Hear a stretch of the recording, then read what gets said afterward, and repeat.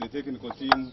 Abebembeza babire bebembirwe commission no ku rugo Ministry y'Amaizi n'Ubuhangwa RDC n'abandi babandize kurambura projects ezabasize gukorwa eziri kushajikwa ekitongole cya Water for People kandi aba babandiza yishemero rya mirembe kutongozaho kamena ezimazireho akahunda kamwe batakatombe kirera trees twaba turukubi hayitwabire twine kagwa twasigara tine ra trillion twashabire bija batuhereza ba Water for People abana bakaba batangire kurwo mu ishomero ko batwombekire facilities ezi abazire bashobora batabana namwe tugura just a shallow well ushanga tiro line birikani nkashanju zijarani one shallow well project ezi zombekirwa b'ekitongole cya Water for People ubwe barukora biro Ministry y'Amaizi n'Ubuhangwa kandi hone y'amaizi emazireho buhumbe mushanju Sengaro zamani munonga.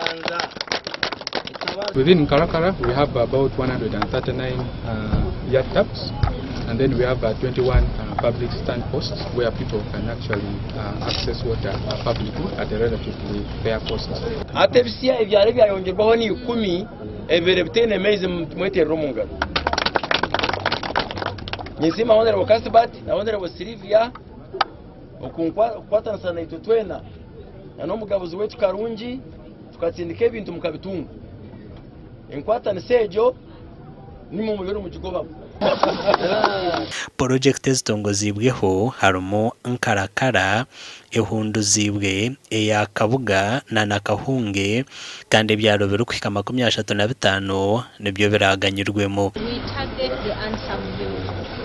And we have been going step by step, serving the unserved villages.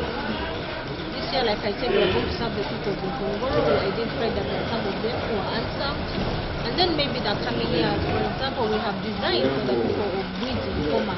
They are still unserved. And now they are giving us this project, which is going to help us to make sure that everybody gets water. And we pray that those people that were left behind, we shall be able to connect them and everybody gets water.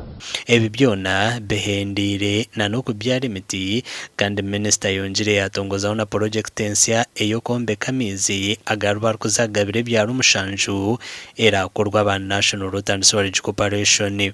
Amakuru agagasha kwa Anthony Twine.